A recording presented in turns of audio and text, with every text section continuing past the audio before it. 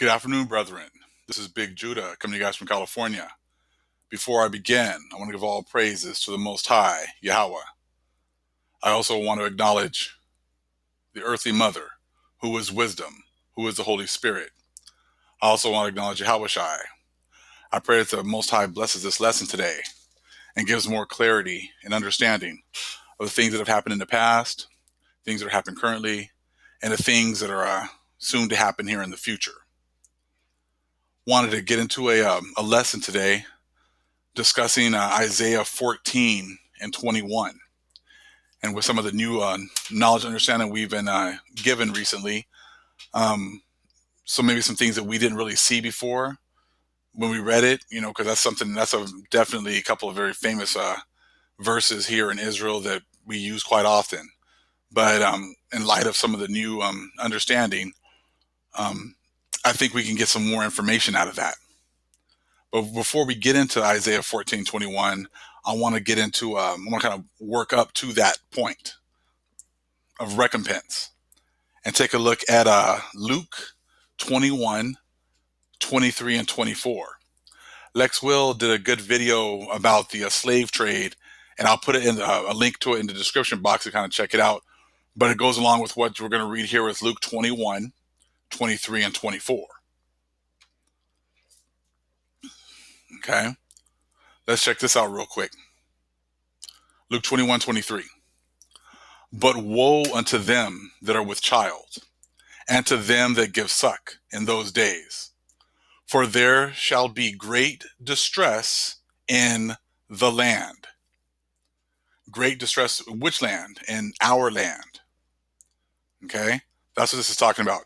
And people who have kids, children, wives, it's going to be a lot of distress, a lot of death, a lot of rape, a lot of torture, a lot of mental anguish, physical anguish that we're going to be dealing with. And that's what's going on, talking about right here.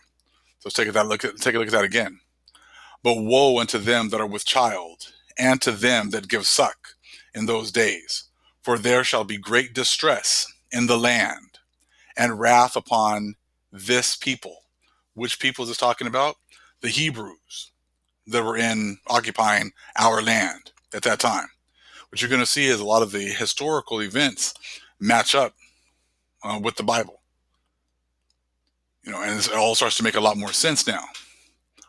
Because, this is just the Bible just constantly repeats itself over and over again. We mess up, we get given to the heathen.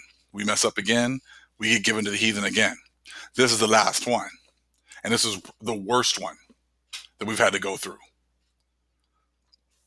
So when we get that context right here, it makes more sense when we go into Luke 21:24. And they shall fall by the edge of the sword, and shall be led away captive into all nations. So from our land, we're going to be led captive into all nations, not being led from other nations into America. When we were taken captive, we were already here, and we were dispersed from here. So, and it says, let's start it again. And they shall fall by the edge of the sword, and shall be led away captive into all nations. And Jerusalem shall be trodden down of the Gentiles, until the times of the Gentiles be fulfilled. Okay? So that's what this is talking about right here. We're taken out of our land and then dispersed to all nations. That's what this is talking about right here. And that's exactly what happened. So let's take a look at that one more time. Luke 21:23 and 24. But woe unto them that are with child, and to them that give suck in those days. For there shall be great distress in the land, and wrath upon this people. That's exactly what happened to us. And they shall fall by the edge of the sword, because Esau was given his blessing, the sword, one more time during the time of the Renaissance. And that's what he used to conquer us and our land. And shall be led away captive into all nations. We were taken over into Europe, and we were sold over there. We were taken over into Africa, I'm sure. And some of us were left there as well. Okay. We've been moved around all nations everywhere. Okay. And Jerusalem shall be trodden down of the Gentiles, until the times of the Gentiles be fulfilled. So our land was be trodden down with Gentiles. They'll be here. They put their foot down, they put their flag down, and they rule over our land, and they take our resources as well as our labor. That's what they took. And I want to get into some examples of how this happened over here. Now, we know that the natives said were Hebrews. This was their land. This was their inheritance right here. Okay. And so let's take a look at some examples here of what was happening. I got some of these examples out of this book here called Mysteries of the Mexican Pyramids. Okay. You got to kind of get past these names, because these names are what they put on the people here. They were not Mexicans. Okay. They were Hebrews. All right. And we're going to take a look at some accounts right here as we go through this. Here's one right here. And of course, calling them Indians. I mean, they change the names of absolutely everyone to whatever it is that they want to put on them. Okay. And that's exactly what happened. So we're going to take a look at this. This is some of the things, when they had the sword and they were just destroying our people. These are some of the things that were going on and making us have to work for them. And like I said, it's just a repeat of what happened during the Egyptian captivity. And we'll get into that a little bit also.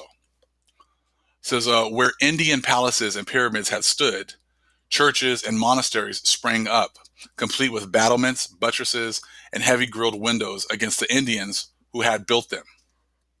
Surviving on drinking water and a few tortillas, the Indians, at their own expense, supplied all the work and all the material. Is that not what happened also when we were in Egypt, where we had to build things for them, and we had to go and get the straw, and we also had to do all the labor to build everything? Same thing again, repeating itself. It says, brought up from childhood to a Spartan life, trained to endure pain, they worked long hours without showing fatigue, constantly subjected to unbelievable savagery by the Spaniards. Is that not what happened to our people the whole time they've been here? To different kingdoms, different Edomite kingdoms? We were subjected to unbelievable savagery from all different nations. Okay? Individuals were torn from their families to work as slaves in gold and silver mines. Again, they're using our labor to take away our resources. Okay? Working in gold and silver mines. We were branded on their faces each time they changed masters. The prettier women were raped and infected with the pox, smallpox, leprosy, and all manner of plagues. By 1545, in Tlaxcala alone, 250,000 Indians had died of the plague.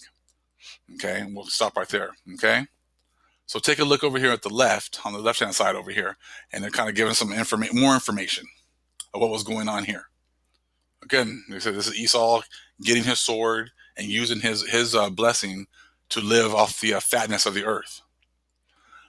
The Flemish artist Theodore de Brie depicted Indians hanging themselves or taking poison in acts of mass suicide from shock at the overthrow of their culture.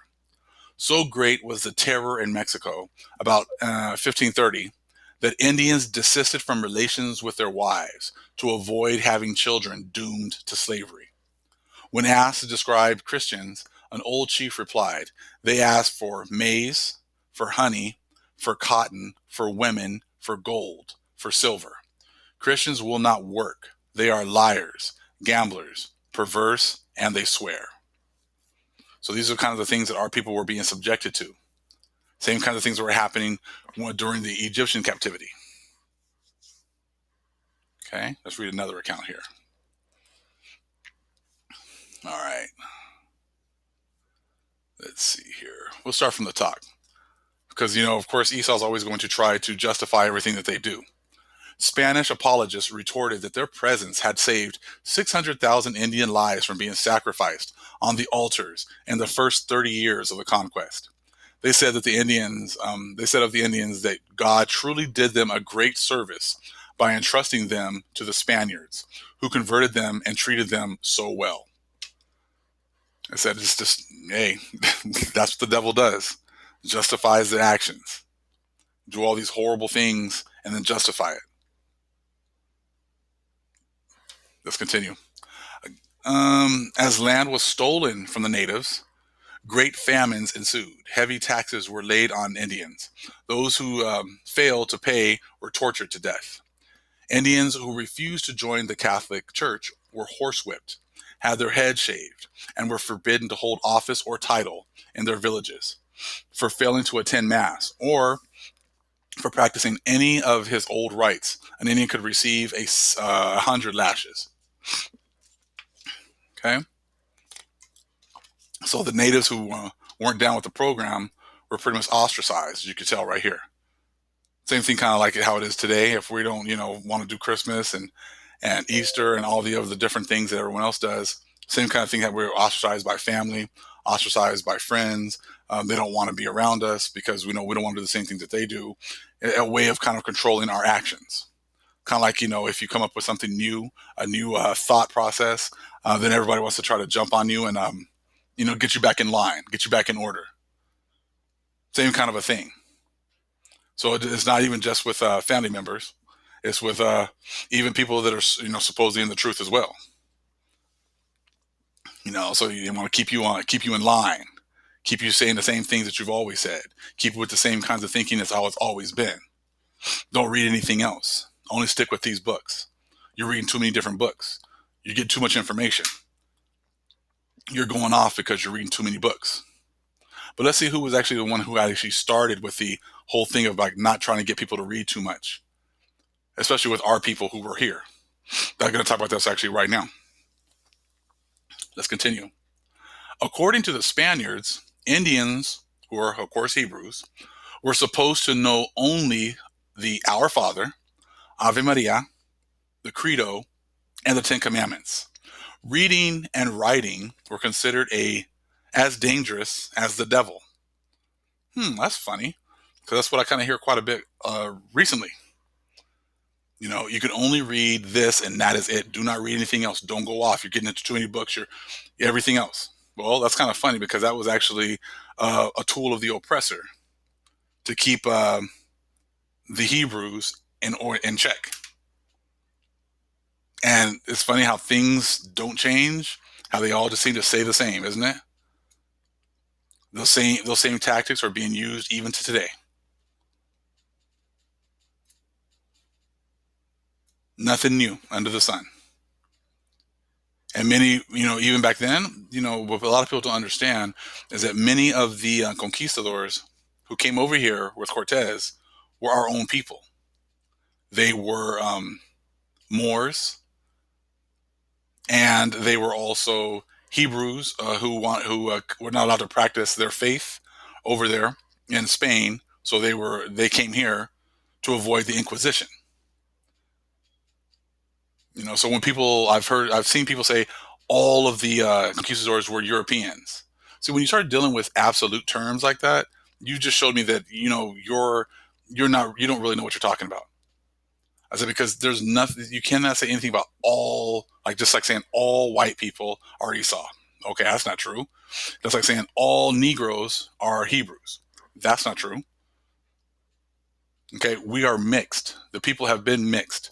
What you don't realize is that Most High used those conquistadors who came over here, who are our own people, who were raped, robbing, and murdering with the so-called Europeans to continue the seed line, because they knew that a lot of our men were going to be killed. The Most High is in charge. He's the one that he already knows the end of the game. He already knows how he's going to protect his seed line, just like he did with Judah and Tamar. In the story of Judah and Tamar, he found a way to keep his seed line going. And that's how the Most High did even with the conquistadors coming over here, knowing that they were going to destroy and rape, rob, murder, and kill the men, sell them off as slaves. He kept the seed line going by having these conquistadors, who are our own people, continue that seed line. Like I said, so it's much deeper than what many people try to oversimplify everything. They think everything can be simplified with just really, really, really simple statements. Like, we know that Israel is close to Egypt because you can walk there, and make an entire argument that land over there is there because Egypt is there and you can walk there. when in actuality, you can't find anywhere in the Bible where it says that they walked from Israel to Egypt. That's not in the Bible. And a brother made a comment about that, and that's great information. Hey, I learn something new every day. I'm always learning. So like I said, I mean, there's plenty of people who study and have a lot more information, who know the stuff, and we can get a lot of knowledge and understanding from. So how you can say even how well let's just continue with this. Um, According to the Spaniards, Indians were supposed to know only the Our Father, Ave Maria, Credo, and Ten Commandments. Reading and writing were considered as dangerous as the devil.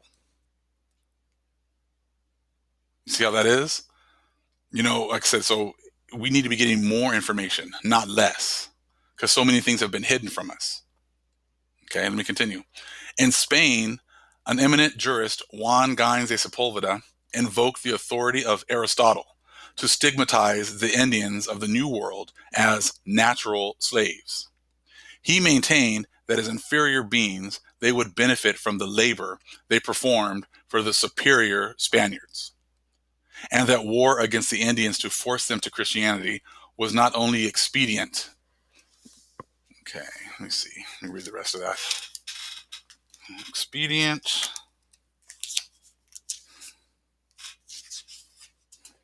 but lawful. And this guy Sepulveda, who never went to America and never saw an Indian in his natural habitat, considered the Indians homunculi, in whom you will scarcely find even vestiges of humanity, who not only possess no science, but also lack letters and preserve no monument of their history except certain obscure reminiscence of some things in certain paintings. Okay? So these people were minimizing the humanity of these people in order to justify the evil and horrible things that they were doing to these Hebrews that were already here in their land.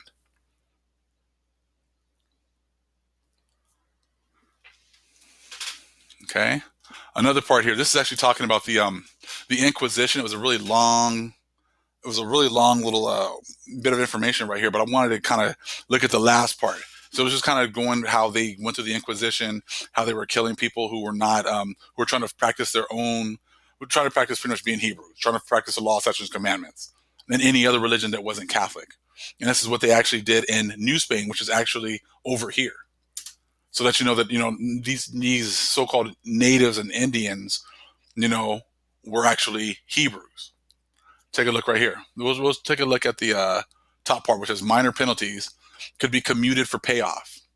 Major penalties were either the dungeon with single or double fetters, or the secular arm for death by fire or strangling.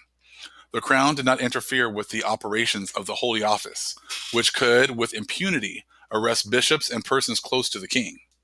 The victim's goods, subject to confiscation, were incorporated into the royal and church domains. The inquisitors, who paid no taxes and gave no account of confiscations affected, took their share. As a deterrent to possible opposition in New Spain, which was here, okay, in the Americas, 34 Negroes, including 4 women, were hanged and decapitated in Mexico City. So while all of a sudden we're talking about Native Americans, now all of a sudden we're talking about Negroes. Because the people that were here were Hebrews. And in order to, quell any thought of rebellion, they hung them and decapitated these people, and then put their heads up on poles, as a warning to the other natives or Hebrews that were here. Don't think about acting up because you'll get the same thing. Okay? So those are the kinds of things that were going on, and a lot of this history is hidden in other books, but it lines up with scriptures. Okay? Let's take a look here at what we just read earlier. Luke 21, 23, and 24. But woe unto them that are with child. Remember, they were killing their own kids because they didn't want them to go into slavery. And to them that give suck in those days. For there shall be great distress in the land. That land is our land right here. And wrath upon this people. And that wrath came over our people. And they shall fall by the edge of the sword, and shall be led away captive into all nations. And talked about that too. All right. And Jerusalem shall be trodden down of the Gentiles. These people have never left. They've been on our land, running our land the whole time, until the times of the Gentiles be fulfilled. And they're still here. Okay.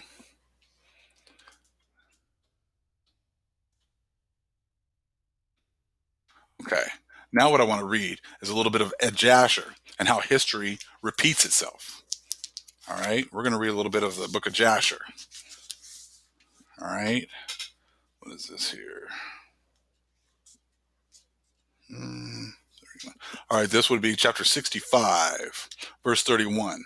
And the children of Israel built Pithom and Ramses, and all of the children of Israel did the work, some making bricks, some building. And the children of Israel built and fortified all the land of Egypt and its walls. And the children of Israel were engaged in work for many years, until the time came when the Lord remembered them and brought them out of Egypt. Okay? And that's what it's talking about right there. Now we're at that time when the Most High is starting to remember us and turn his face back to us and give us that knowledge, understanding of who we are and where our land is as well. Okay, let's read another one. 65 verse 38. No, yeah. And all the work wherein the Egyptians made the children of Israel labor, they exacted the rigor in order to afflict the children of Israel. But the more they afflicted them, the more they increased and grew. And the Egyptians were grieved because of the children of Israel. Because of the more that they did to us, the more that they afflicted us, the more that we grew back then. Same thing happens now. After all the death, raping, robbing, murdering, we're still here. We're still a strong people. You know, that's what a lot of these other nations, have done all these things to us, and we're still here, all by the power of the Most High. That's the only way that we were able to get through. That's the only way he was able to continue with the seed line, because the Most High was the one that he knew who he wanted and how he was going to, keep the seed lines going through all of that. How he was going to protect us to get us, all the way here to the end, to be able to wake us up and have the people in the right positions where they needed to be. Okay. Now we're in chapter 66. We're going to go 6, verse 6. And when the Egyptians heard this matter, they increased the labor upon the children of Israel, lest the Israelites should do unto them as they did unto them in their war with the children of Esau in the days of Hadad. So because they were being afraid of the Israelites waking up and being empowered again, they put more work on them, more labor on them. And that's what they were worried about then, and that's what they were worried about even during this time.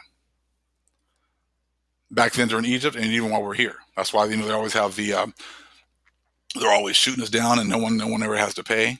They're always giving us drugs, putting us in jail, shooting us down, everything they can do to keep us down. Nothing's changed. All right, let's continue with 66 and read we're going to read verses 8 through 13.